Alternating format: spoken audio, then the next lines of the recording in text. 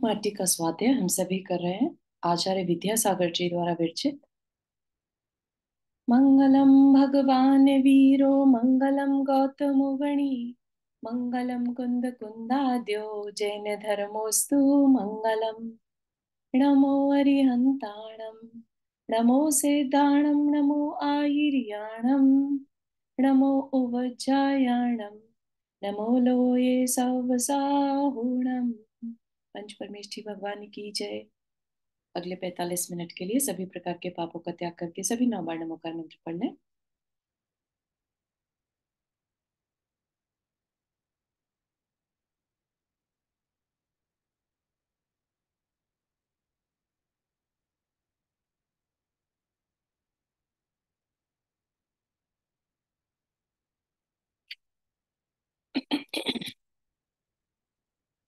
तो हमारा जो यहाँ पर विषय चल रहा है ना। माटी अभी बहुत एक्साइटेड है कि उसको एक नया रूप, एक उसका गोल्डन पीरियड स्टार्ट होने वाला है, जिसकी वजह से वो बहुत बहुत एक्साइटेड है। इतनी एक्साइटेड है और इतनी पॉजिटिव थिंकिंग से भरी है कि उसको महसूस दे रहा है जो कदम उसकी तरफ बढ़ रहे हैं, है ना। यहाँ पर जो लास्ट वीक या लास्ट सेशन में हमारी बात चली थी संप्रेषण से रिलेटेड। संप्रेषण is basically exchange of energy, है ना। तो हम सब आपस में एनर्जीज को एक्सचेंज करते हैं, हमारे थॉट्स एक दूसरे को रीच करते हैं। हम अच्छा सोचते हैं, दूसरे के भाव हमारे लिए अच्छे होते हैं। हम बुरा सोचते हैं, हमारे लिए दूसरे के भाव बुरे हो जाते हैं। तो बहुत बड़ा साइंस है। उस साइंस को यहाँ तक कि अपने आचार्य भी, ऐसा नहीं है कि बहुत पुराने ख्यालात के हैं तो अरे इन चीजों के बारे में कैसे मेंशन कर सकते हैं, ऐसा नहीं है। जो साइंस है वो शास्त्रों में है। क्योंकि जो हम हैं, हम मोक्ष जाने की जो हमारी यात्रा है उसमें हमारा डे टू डे की लाइफ भी शामिल है, राइट। और डे टू डे की लाइफ में हम कहाँ हैं, कैसे माहौल में है, हम किस तरह के एनवायरनमेंट में है, वो सब भी आचार्यों को रिकग्नाइज होता है। हम अच्छी संगति में हैं, अच्छे साधर्मियों के बीच में है, या हम ऐसे लोगों के बीच में है जो हमें भटका सकते हैं, ठीक है ना। तो चूज हमें करना है और उस चीज से आचार्य भली भांति परिचित है। इसीलिए सप्त व्यसनों का त्याग, है ना, या पांच पापों का त्याग, अष्ट मूल गुण का धारण करना, व्रतों की बातें, ये सब किस लिए करी? इसीलिए करी ताकि हमारे अंदर की जो एनर्जी है, ऊर्जा है ना, वो वेस्ट ना हो। और जो हमारे आसपास के लोग हैं उन तक भी हम अच्छी एनर्जी को भेजें। अगर हमने नियम ले लिया कि हम हिंसा नहीं करेंगे, तो अब हमारे आसपास के जो प्राणी हैं, तो वो भी हमसे डरेंगे नहीं फिर, क्योंकि हमारी उस तरह की एनर्जी ही नहीं है। इसी तरीके की एनर्जी जब हम बात करते हैं, सबसे बड़ा उदाहरण है हमारे भगवान का समव शरण। समव शरण जिसमें सबको समान शरण मिलती है। सब जीव वहां जाकर अपने जो विकारी भाव है उसको भूल जाते हैं और सब अपने एकदम शांत हो जाते हैं, अपने सारे दुखों को भूल जाएंगे, सब बीमारियों को भूल जाएंगे, सब शत्रुता को भूल जाएंगे। क्यों? क्योंकि भगवान की जो एनर्जी है वो इतनी पॉजिटिव है कि किसी के भी नेगेटिव ख्याल आ ही नहीं रहे। ये भी क्या है? एनर्जीज का एक्सचेंज हो रहा है, संप्रेषण, ठीक है ना।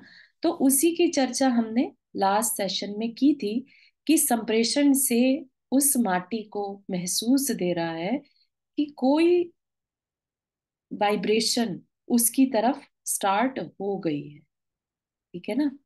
तो यहाँ पर क्या बताया था कि पथ के अथ पर पहला पद पड़ता है इस पथिक का। पथ के अथ पर मतलब स्टार्टिंग जहां से वो कर रहा है ना। और पथ की इति पर स्पंदन सा कुछ घटता है, जहां पर एंड हो रहा है वहां कुछ उसे वाइब्रेशन महसूस दे रही है। जैसे ट्रेन को आना होता है ना, तो बहुत पहले से ही कोई भी पटरी पर अपने कान लगाकर ये बता सकता है कि कोई ट्रेन कितनी देर में यहाँ तक पहुंचने वाली है।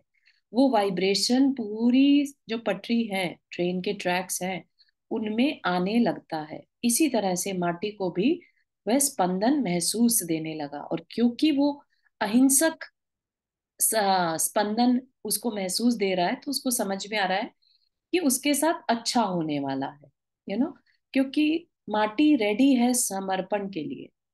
लेकिन लेट से समर्पण तो कर दिया, और वो पर्सन बहुत क्रूर निकला, तो बहुत उसके साथ मिसबिहेव करने लगा, तो यहाँ पर माटी को वो चिंता नहीं है, क्योंकि उसने जो वाइब्रेशन महसूस करी वो कैसी थी?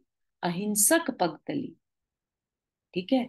जो चलने का स्टाइल ही था उसका, वह तक बता रहा था कि जो एनर्जी प्रवाहित वहां से हो रही है वो अहिंसक है, जो पथिक है वो अहिंसक है, इसलिए वो उसकी और ज्यादा सफलता, अपनी सफलता की वजह से, कि अब तो बस मेरा काम हुआ ही हुआ, ये पथिक जो है मुझे अच्छे रास्ते पर ले जाएगा। ठीक है ना।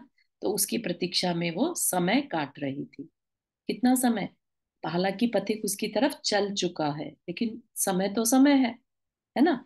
तो इतना इतना समय भी वो कैलकुलेट कर रही है, क्योंकि युगों युगों से वो इसमें अपना समय बिता रही थी, दुख में। तो वो समय के कंपैरिजन में तो ये समय अब उससे बस काटे नहीं कट रहा। ठीक है ना। और भी बताया संप्रेषण के बारे में ही, कह लीजिए, या एनर्जी एक्सचेंज के बारे में ही, कि दृढ़ता होनी चाहिए। ठीक है, तो ये भी बात थी, और साथ ही साथ ये भी बताया था कि संप्रेष्य के प्रति कभी भूलकर भी अधिकार का भाव नहीं आना चाहिए। ठीक है, कभी कोई किसी के जैसे परस्पर उपग्रहो जीवनम। ठीक है। तो हम सब क्या है, अपनी अच्छी एनर्जी से एक दूसरे पर उपग्रह, एक दूसरे का उपकार करते हैं। ये मत सोचो अरे मेरी एनर्जी इतनी अच्छी थी, मेरी वजह से सबका काम हो गया, तब क्या वो काम हो जाएगा? नहीं होगा। तब उसके अंदर अहंकार आ गया। ठीक है ना। तो इसलिए क्या कहा, अधिकार का भाव नहीं आना चाहिए, नहीं तो ये संप्रेषण का दुरुपयोग है। ठीक, तो ये भी बात हमने समझी थी। फिर संप्रेषण वह खाद है जिससे कि सद्भाव का पौधा बढ़ता है। ठीक है। संप्रेषण कह लीजिए या एनर्जी ट्रांसफॉर्मेशन, उससे क्या है, हम सब अच्छे फलते फूलते हैं। अच्छी एनर्जी के बीच में रहने वाले लोग अच्छे विचारों वाले होते ही हैं। ठीक है।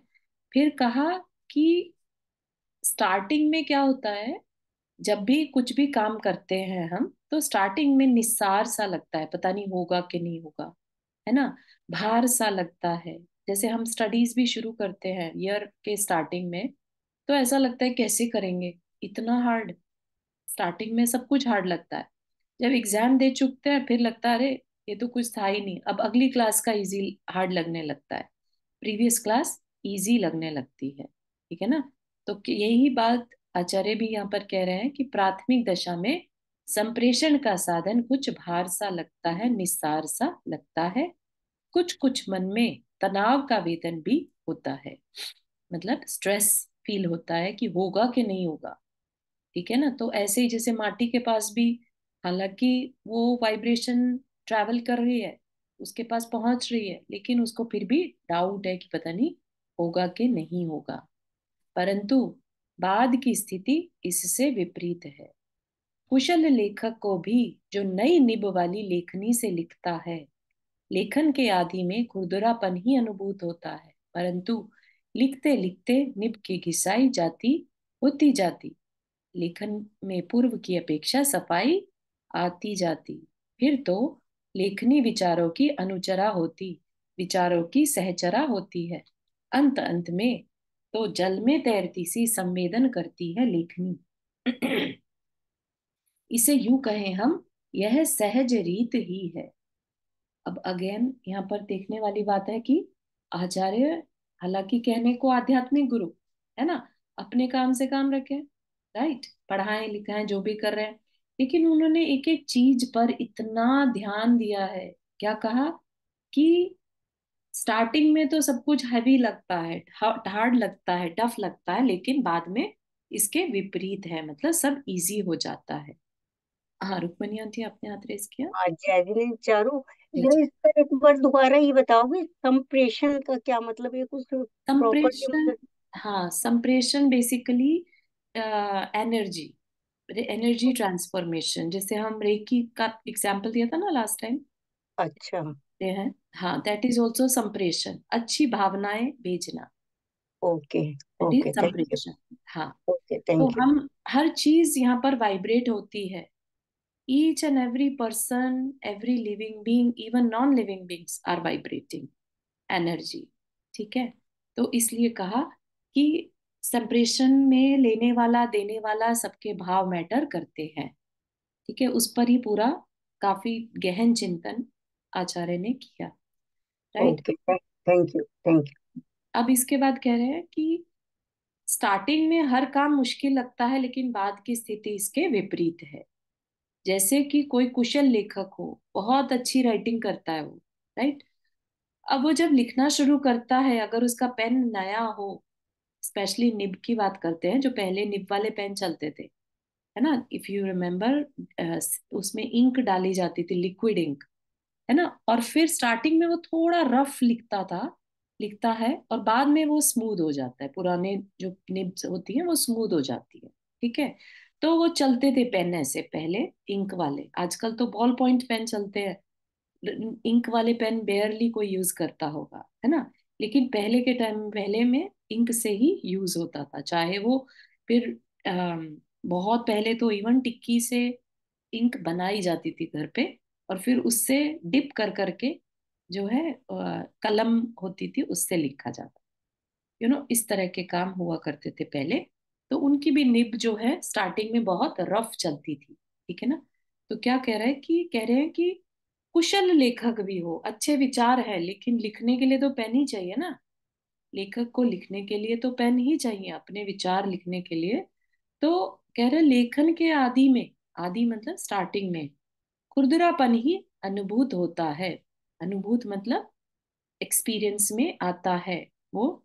बहुत रफनेस एक्सपीरियंस में आती है, परंतु लिखते लिखते निब की घिसाई होती जाती।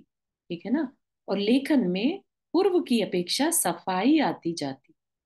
ठीक है, सफाई मतलब अब जो खुरदरापन था, कभी देखिएगा, कभी कोई खुरदरे पेन से अगर कभी कोई लिखना चाहे, तो बहुत क्लैरिटी के साथ नहीं लिख सकते। अक्षरों की जो बनावट है ना, वो इधर उधर फैलती है, इंक फैलती है।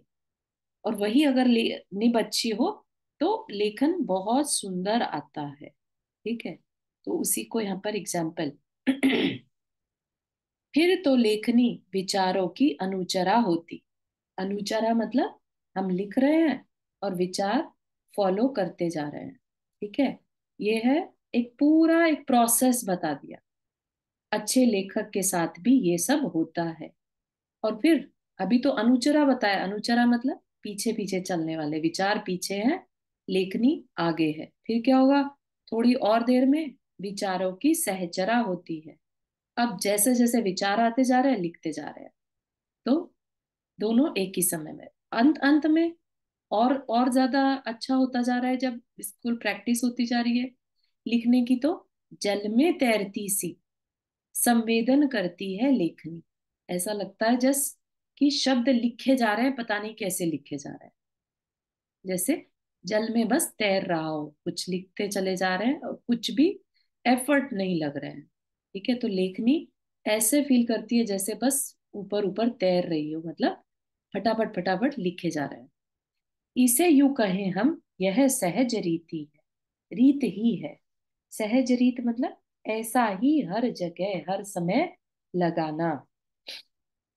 किसी भी अम, चीज को, काम को हम जब सीखते हैं, तो ये ही प्रोसेस होता है, ऐसा कहने का मन हो रहा है ना।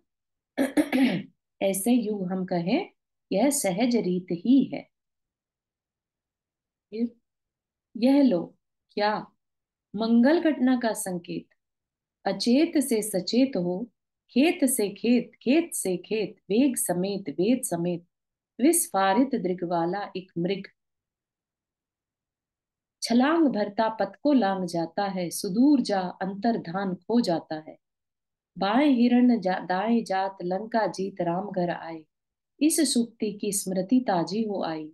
और दूर सुदूर माटी ने देखा, घाटी में दिखे कौन वह, परिचित है या अपरिचित, अपनी ओर ही बढ़ते बढ़ते आ रहे वह श्रमिक चरण, और फूली नहीं समाती भोली माटी यह घाटी की ओर ही अपलक ताक रही है। भोर में ही उसका मानस विभोर हो आया। तो यहाँ पर क्या कह रहे हैं, बहुत सुंदर चीज बताई है कि ये घटना घटी। क्या घटना? माटी देख रही है ना? यह लो, क्या हुआ? मंगल घटना का संकेत। तो मंगल घटनाएं गलत नहीं रहती। मंगल घटनाएं बेसिकली निमित्त ज्ञान जिसे कहते हैं ना। तो अशुभ और शुभ घटनाएं, तो यहाँ पर क्या मंगल घटना दी है? अगर आप ने पद्म पुराण जी पढ़ा है ना, तो जब रावण युद्ध के लिए निकलता है, मंदोदरी उसको रोकती है क्योंकि कई अशुभ चिन्ह दिखाई पड़ते हैं मंदोदरी को, और वो कहती है कि ये समय ठीक नहीं है, आपको नहीं जाना चाहिए। और दूसरी तरफ जब राम निकलते हैं, तो सीता नोटिस करती हैं कि बहुत अच्छे जो साइंस हैं, कहीं पर उन्हें मोर दिखता है शायद, या कहीं हिरण दिखता है ना। और उनको देखकर वो अनुमान लगा लेते हैं कि विजय राम की ही होगी। इतना बड़ा शास्त्र है ये। युद्ध हुआ नहीं है, युद्ध में विजय किसकी होगी ये मंगल चरण, मंगल घटनाएं बता देती हैं। ठीक है, जैसे भारतीय, जब हम वहां रहते हैं, यहाँ तो नहीं, यहाँ पे सड़क पे कुछ भी नहीं दिखता अपने को, लेकिन भारत में क्या रहता है, अगर जैसे रोड पे गाय है ना, और गाय का बछड़ा दूध पी रहा है ना, तो उसको बहुत मंगल चिन्ह मानते हैं कि आपका काम, जिस काम से आप गए हैं, चले हैं, होगा जरूर। ठीक है।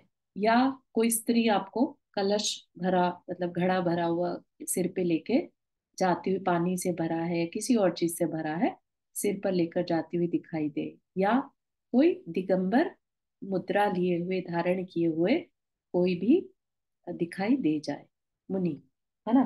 तो यह क्या है? ये हमारे शुभ मंगल लक्षण कहलाते हैं।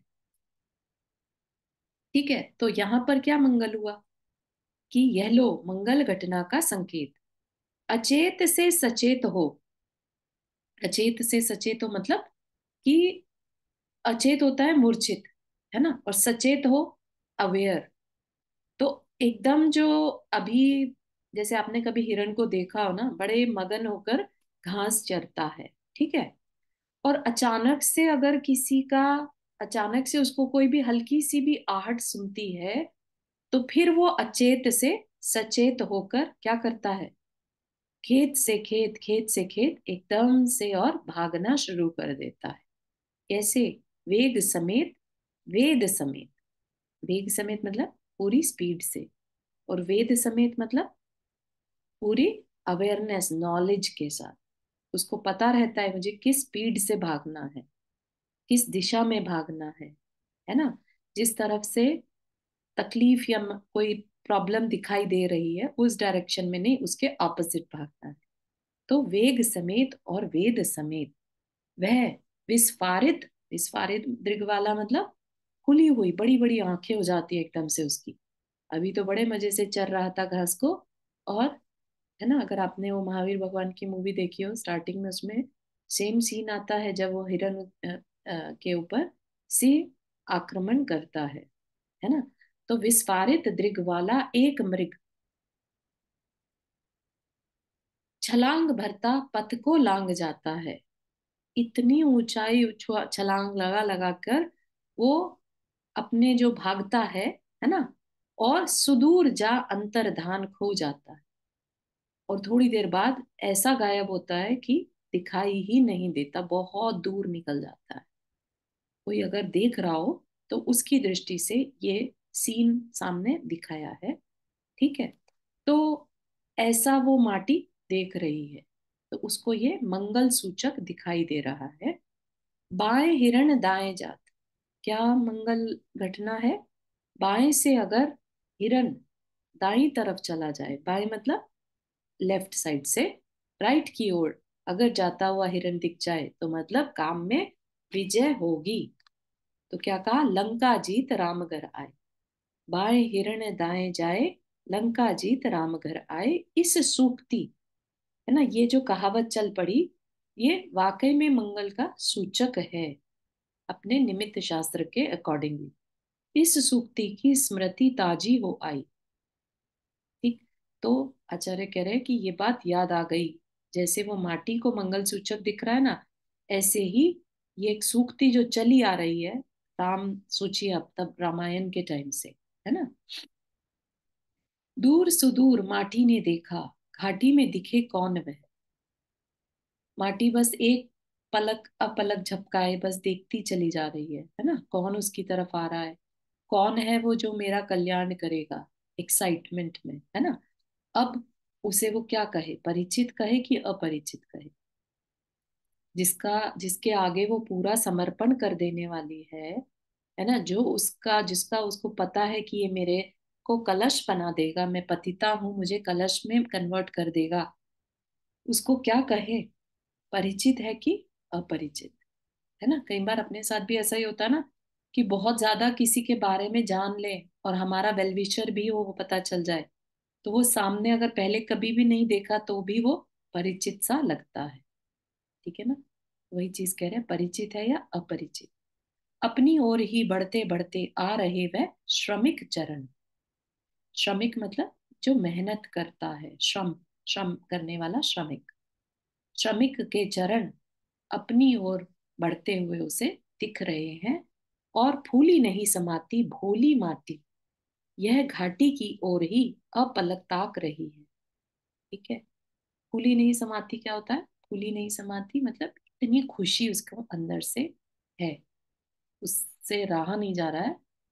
किस लिए, क्योंकि उसका कल्याण होने वाला है। ठीक है ना। भोली माटी यह घाटी की ओर ही अपलक ताक रही है। जो सीधे साधे लोग होते हैं, वो बस उनके दिमाग में और कुछ नहीं चलता, उनके साथ क्या होने वाला है, बहुत प्रेजेंट में रहते हैं, है ना। अब उसको श्रमिक आता हुआ दिख रहा है, बस उसको देख रही। भोर में ही उसका मानस विभोर हो आया। मतलब क्या, कि भोर में ही, सुबह से ही, है ना। सुबह सुबह वैसे तो कैसा अपना अर्ली मॉर्निंग में दिमाग भी नहीं चलता, है ना, कुछ ऐसा होता ही नहीं है कि हम कुछ सोचे उस बारे में, बिल्कुल सबकॉन्शियस में जैसे रहता है ना, एकदम डीप थिंकिंग कर सके, मेडिटेटिव स्टेट में रहते हैं। भोर में ही उसका मानस विभोर हो आया, तो अंदर से वो आनंदित हो रही है, इतनी अर्ली मॉर्निंग में। और अब तो वह चरण निकट सन्निकट ही आ गए।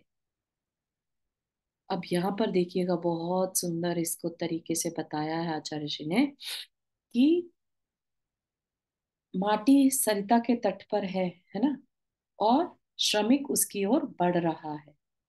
अब वो चरण उसके निकट सन्निकट ही आ गए। सन्निकट मतलब और नजदीक, इतने नजदीक कि फैलाव घट रहा है धीरे धीरे, दृश्य सिमट सिमट कर घना होता आ रहा है, और आकाशीय विशाल दृश्य भी इसलिए शून्य होता जा रहा है।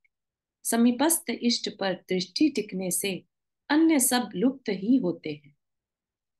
तो मतलब मुझे ने जब पढ़ा इसे तो मुझे बहुत खुशी सी हुई थी ये बात देखकर, कि इतनी गहराई से किसी को ऑब्जर्व करना, या उस माटी के, उस पर्सन के अंदर के भावों को इतनी निकटता से महसूस करना।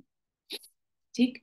तो क्या हो रहा है, जैसे हम किसी का वेट कर रहे हैं और वो बहुत नजदीक आ जाए, जैसे मान लीजिए अम, आप पैदल जा रहे हैं और कोई ट्रक आपके सामने आए। ठीक है। आपको पता है वो हिट विट नहीं करेगा, लेकिन सामने आ जाए। ठीक है। अभी वो दूर से आ रहा था, बहुत दूर से आ रहा था, छोटा सा दिख रहा था, पास आते आते क्या हुआ, इतना बड़ा हो जाता है कि हमें आसपास का कुछ भी नजर नहीं आता। ठीक है ना।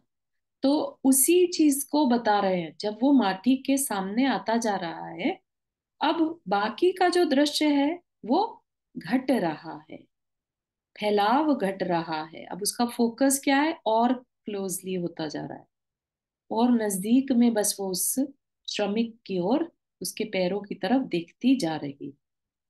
तो फैलाव घट रहा है धीरे धीरे, दृश्य सिमट सिमट कर घना होता आ रहा।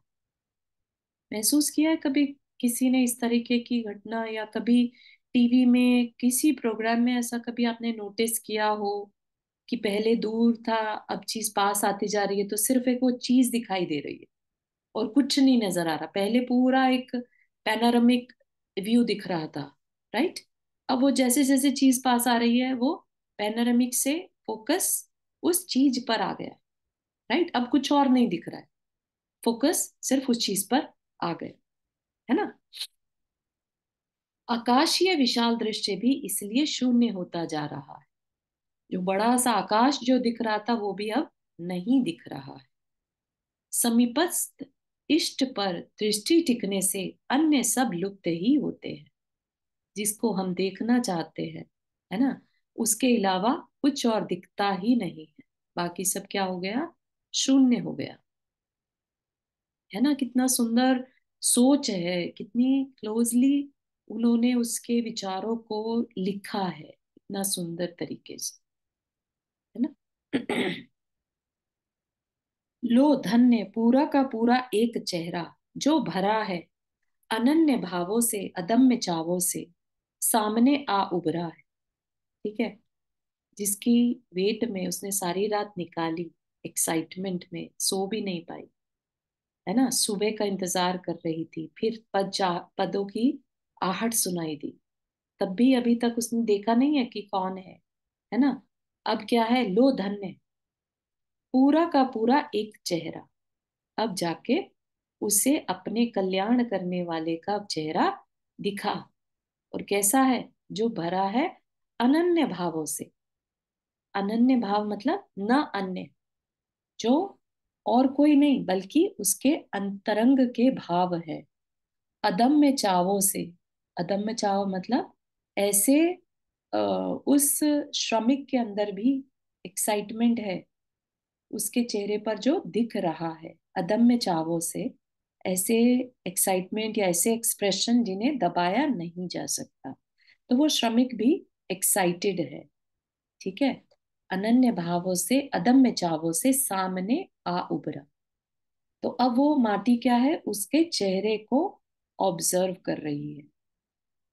जिस चेहरे की उसने सारी रात वेट की थी, थोड़ा देख तो ले कैसा है ना? फिर क्या बताया? जिसका भाल वह बाल नहीं है, वृद्ध है, विशाल है, भाग्य का भंडार, सुनो, जिसमें तनाव का भार विकार कभी भी आश्रय नहीं पाता। जिसका भाल वह बाल नहीं है, बाल नहीं है मतलब बच्चा नहीं है, बाल मतलब माथा। ठीक है? तो जिसका सिर, जिसका माथा अब बालक वाला नहीं है, वृद्ध है, वो जो श्रमिक है, वो एक कोई यूथ नहीं है। क्या बताना चाह रहे हैं? वृद्ध है, विशाल है, बड़ा है उसका, भाग्य का भंडार है। माटी के लिए तो भाग्य ही हुआ ना, भाग्य का भंडार। सुनो, जिसमें तनाव का भार विकार कभी भी आश्रय नहीं पाता।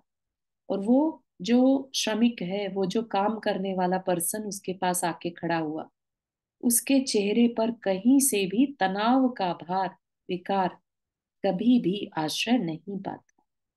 ऐसा पर्सन है वो, उसके चेहरे पर किसी भी प्रकार का तनाव नहीं है। तो ये भी चिन्ह जो है माटी के लिए बहुत पॉजिटिव है ना? माटी को ऐसी जगह नहीं जाना जहां ऑलरेडी स्ट्रेस हो, पता नहीं फिर क्या करे उसके साथ, काम पूरा करे भी ना करे, है ना? तो ये चीजें क्या बता रही हैं कि जो अपने मन को अनन्य भावों से, अदम्य चावों से और बिना तनाव के करता होता है ना, तो वह कैसा मनुष्य होता है? ठीक है? तो उसको क्या कहेंगे आगे? कुशल शिल्पी। अविकल्पी है वह दृढ़ संकल्पी मानव, अर्थहीन जलपन अत्यल्प भी जिसे रुचता नहीं कभी, वह एक कुशल शिल्पी है। उसका शिल्प कण कण के रूप में बिखर माटी को नाना रूप प्रदान करता है। तो यहाँ पर क्या कहा कि वो जो बिना, एक तो स्ट्रेस नहीं है उसके कहीं पर भी चेहरे पर, जैसे वृद्ध है, बहुत एक्सपीरियंस हो जाए, है ना? जैसे अभी लेखनी का एग्जाम्पल दिया, बार बार जिस लेखनी से लिख रहे हैं वो जल में तैरती सी फील आती है, ऐसे ही वो वृद्ध हो गया यही काम करते करते, तो उसे कोई भी स्ट्रेस नहीं है कि मैं काम करूंगा तो कैसे करूंगा, कौन सी मिट्टी लूं, किसको क्या शेप दूं, कितनी देर लग जाएगी, कितनी देर चाक चलानी है। करने को तो बहुत सारे आ सकते हैं, लेकिन क्योंकि वो कुशल है, ये सब पहचाने क्या है, उसके कुशल होने की बता रहे हैं। क्या कहा? अविकल्पी है वह, उसके अंदर संकल्प विकल्प नहीं चल रहे कि ये करूं कि ये करूं। अनडिसाइसिव स्टेट नहीं है, दृढ़ संकल्पी मानव और पूरा फोकस्ड है। दृढ़ संकल्प है उसके अंदर, मुझे ये काम करना ही है। ठीक है, ऐसा नहीं कि माटी को ले जाके और घर पे रख दूं, कल कर लेंगे, इस टाइप का नहीं है वो। ठीक है ना? अविकल्पी है, लेकिन दृढ़ संकल्पी है। जो संकल्प ले लिया, ये काम करना है तो करना है। और अविकल्पी है मतलब अनडिसाइसिव नहीं है। तो ये एक तरह से कुशल पर्सन की पहचान भी है। अगर हम बहुत ज्यादा स्ट्रेस में रहते हैं, अगर हम बहुत ज्यादा शांत परिणाम नहीं है, ये करूं कि ये करूं, ऐसे नहीं वैसे, या हमारा फोकस बदल गया, आज हम ये डिसाइड करते हैं कल वो डिसाइड करते हैं, है ना, या जो डिसाइड किया वो ना करें, तो फिर हमारे अंदर वो कुशलता अभी नहीं। और क्या कहा? अर्थहीन जलपन, जलपन है बोलना, अर्थहीन जलपन। अर्थहीन मतलब बिना वजह का बोलना, अति अल्प भी जिसे रुचता नहीं कभी। कैसा है वो कुंभकार जो आया है, श्रमिक, जिसे अभी श्रमिक वर्ड यूज किया, शिल्पी जो है, वो कैसा है? उसे बोलना, फालतू बोलना बिल्कुल पसंद नहीं है। अति अल्प भी जिसे रुचता नहीं कभी, है ना। जो अपने काम में माहिर होते हैं, जिन्हें पता है क्या करना है ना, जो अपने इवन जीवन में भी फोकस्ड है, भले ही मोक्ष मार्ग की बात तो छोड़ दीजिए, इन जनरल भी जिसे पता है उसे आज इतना काम करना है, ये करना है, वो अननेसेसरी टॉक्स में नहीं रहता, बड़बड़ाता नहीं रहता, मुझे ये करना था, ये नहीं किया मैंने, ये ऐसे करना था, ऐसे कर लिया, इसको सुना उसको सुना, नहीं। और यहाँ पर उस चीज को एक क्वालिटी बताया जा रहा है। ठीक है, क्योंकि ये सब किसकी पहचाने है? कुशल शिल्पी की। तो अति अल्प भी जिसे रुचता नहीं कभी, है ना। जो अपने गुरु भी हैं आचार्य श्री, बहुत बहुत कम बोलते हैं, इतना कम बोलते हैं कि उनके मुंह से निकले हुए शब्दों के मीनिंग निकालने के लिए लोग अपनी जिंदगी निकाल देते हैं, लेकिन वो अपने शब्दों को बहुत संभाल कर खर्च करते हैं, इतना शॉर्ट में बोलते हैं। ठीक है ना? तो अर्थहीन जलपन, क्योंकि जो कुशल शिल्पी है उन्हें पसंद नहीं रहता। वह एक कुशल शिल्पी है, उसका शिल्प कण कण के रूप में बिखर माटी को नाना रूप प्रदान करता है। ठीक है ना? उसका काम क्या है? माटी को उठाना और उनको नाना रूप, नाना मतलब विभिन्न, डिफरेंट डिफरेंट रूप देना, ये उसका काम है। सरकार उससे कर नहीं मांगती, क्योंकि इस शिल्प के कारण चोरी के दोष से वह सदा मुक्त रहता है। माटी कुंभकार के ऊपर सरकार का कोई कर नहीं रहता, भारत में तो एटलीस्ट ऐसा है ना। और वैसे भी कुंभकार को क्या चीज चाहिए? दो ही चीज चाहिए रहती है, माटी और जल, है ना। और ये दोनों ही चीजों में चोरी का दोष नहीं लगता। इवन मुनि महाराज तक के लिए कहा है कि इन दो चीजों को छोड़कर बाकी सबके लिए चोरी का दोष है, अगर बिना पूछे किसी से ले, लेकिन जल और माटी, ये दो चीज में दोष नहीं लगता। तो इसके कारण, इस शिल्प के कारण, क्योंकि उसको और कुछ चाहिए ही नहीं, है ना, तो सरकार भी उससे कर नहीं मांगती, वह हमेशा चोरी के दोष से मुक्त रहता है। अर्थ का अपव्यय करना तो बहुत दूर, अर्थ का व्यय भी यह शिल्प करता नहीं।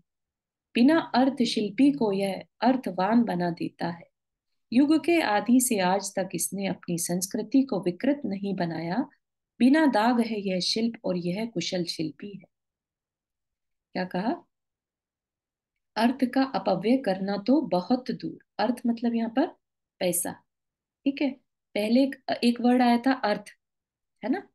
अम, अर्थहीन। अर्थहीन मतलब बिना मतलब के। अर्थ मतलब भी होता है, और अर्थ मतलब पैसा भी, धन भी होता है। तो अर्थ का अपव्यय करना तो बहुत दूर। अपव्यय मतलब वेस्टेज। कैसा है वो शिल्पी? जिससे कि अर्थ का व्यय भी यह शिल्प करता नहीं। मतलब कि बहुत, हर चीज को बहुत साज संभाल के करना जानता है ना? अदरवाइज तो केयर ही नहीं होगी। अगर जिसको पैसे की केयर नहीं है, वो माटी की केयर क्यों करेगा? एक घड़ा खराब बन गया, चलो दूसरा माटी वेस्ट, वो तो फेंक दो, दूसरा बनाते हैं, है ना? तो ऐसा शिल्पी वो नहीं है। कैसा शिल्पी है? हर चीज की वैल्यू करना जानता है। और इसी कारण बिना अर्थ शिल्पी को यह अर्थवान बना देता है। बिना अर्थ मतलब बिना धन के ही शिल्पी क्या हो गया? अर्थवान बन जाता है। पैसे वाला कह लीजिए, या काम, जो अपने काम से काम रखे, है ना, जिसकी जीवन का कोई अर्थ हो, ऐसा अर्थवान बना देता है। ठीक है। क्या चीज बना देता है? उसका इस तरह अर्थ का अपव्यय न करना। ठीक है ना? तो जो चीजों की वैल्यू करना जानता है, वो वृद्ध है, तो अपने एक्सपीरियंस से वो इतना डिसिप्लिन्ड है कि वो किसी चीज का अपव्यय नहीं करना चाहता, हर चीज की वैल्यू करता है। तो कल को वो माटी की वैल्यू भी करना जानता है। इसलिए उसे क्या कहा? कुशल शिल्पी। फिर से दोबारा रिपीट करे, कुशल शिल्पी, है ना? युग के आदि से आज तक इसने अपनी संस्कृति को विकृत नहीं बनाया। तो कितनी बड़ी बात है कि युगों युगों तक से, युगों युगों से, मतलब कि आदिकाल से, जब से ये संस्कृति, ये कल्चर डेवलप हुए हैं, राइट? मोहनजोदड़ो हड़प्पा संस्कृति भी देख लीजिए, उससे पहले की भी, कुम्हार अपना जो काम है पॉटरी, आज तक भी उसी चाक पर होती आ रही। उसने अपनी संस्कृति को विकृत नहीं बनाया। आज भी कुंभकार उसी चाक पर ही अपनी शिल्प कला से चीजें बनाता है। तो बिना दाग है यह शिल्प और यह कुशल शिल्पी है। तो ये जो कुम्हार का काम है, ये बिना किसी दाग के है। मतलब इसमें आज तक ना तो इसमें किसी को धोखाधड़ी वाली बात रही, अपनी मेहनत से काम करता है, कोई चोरी का इल्जाम नहीं, कोई कर की चोरी नहीं, है ना? अपनी मेहनत से सुंदर सुंदर घट बनाकर, घटपट, कुछ भी बना सकता है, जो भी उसके पॉसिबिलिटी में है वो बनाता है। और चीजों की वैल्यू करना जानता है। जो मिट्टी की वैल्यू करे, सोचिए आप, वो हर चीज की वैल्यू करना जानता है। ठीक है ना? बस एक पैराग्राफ और आज लेंगे। युग के आदि में इसका नामकरण हुआ है कुंभकार। कु यानी धरती, और भ यानी भाग होता है। यहाँ पर जो भाग्यवान, भाग्य विधाता हो, कुंभकार कहलाता है ना? कई बार ऐसे, कई कई जगहों पर गानों वगैरह में भगवान के नाम को भी कुंभकार बोल दिया जाता है। ठीक है? या कलाकार, कुंभकार, है ना, जो शेप्स देता है, आकार प्रकार देता है। किसको? उ यानी धरती, और भ यानी भाग्य विधाता, है ना? जो बनाने वाला, किसी का बनाने वाला, वो कुंभकार।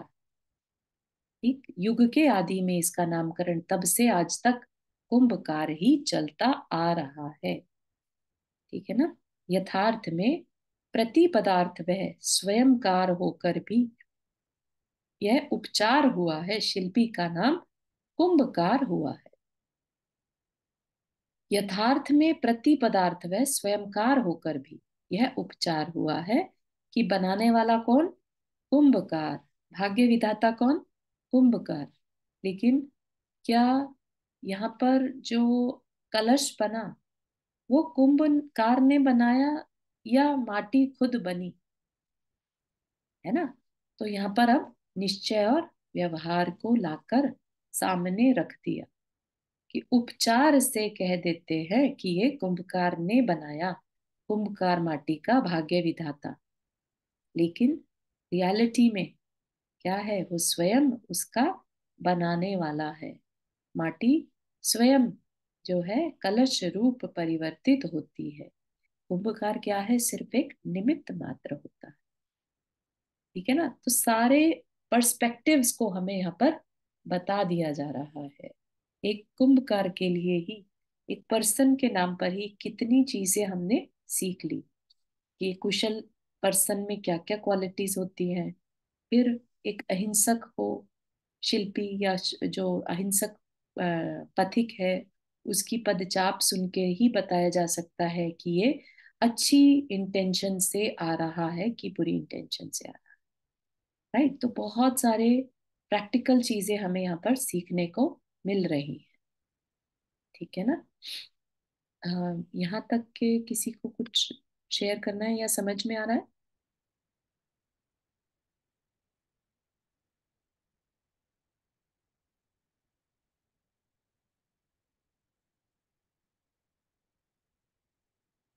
अपना थम्स अप दिखाकर you can show show show की समझ में आ रहा है। मुश्किल तो नहीं लग रहा है विषय?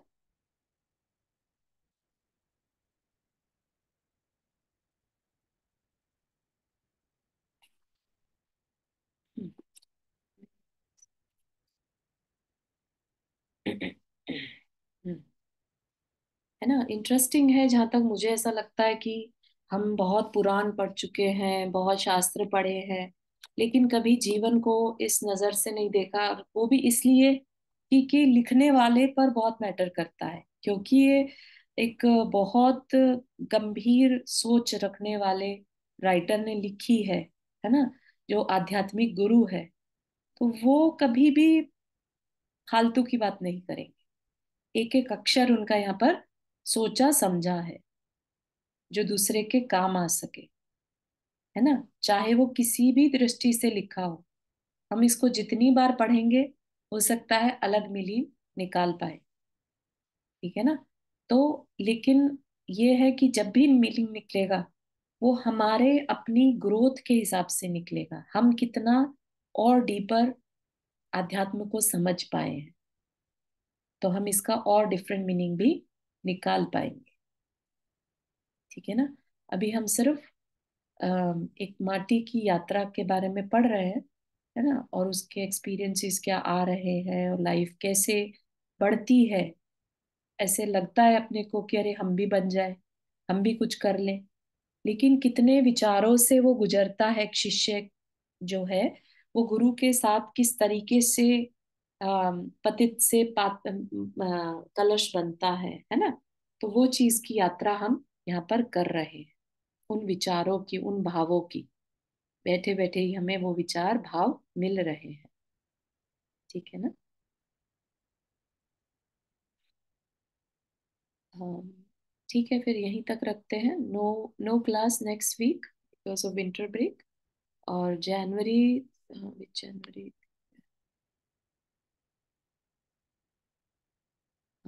जनवरी second, we can start from January 2। ठीक है ना? तो जनवरी 2 से, unless there is something comes up, तो वो अलग बात है। अदरवाइज जनवरी 2 से विल रिज्यूम। ठीक है? चलिए, जिनवानी स्तुति। जावानी के ज्ञान से सूझे लोकालोक, सोवानी मस्तक धरो सदा देत हूँ दोख। हे जिनवानी भारती तो ही जपो दिन रहन, जो तेरा शरणा गए सो पावे सुख चैन। नौ बार नमक करना।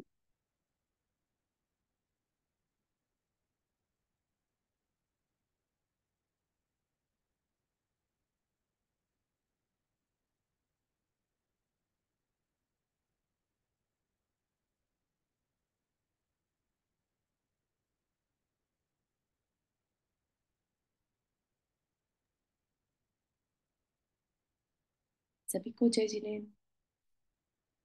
जय जिनेन्द्र सभी को। अपना जय ख्याल रखिए। जिनेन्द्र। जय जय जिनेन्द्र जिनेन्द्र सभी सभी को। को, जय थैंक यू जय सो मच। जिनेन्द्र सभी को। सभी को नए वर्ष की बहुत बहुत शुभकामनाएं।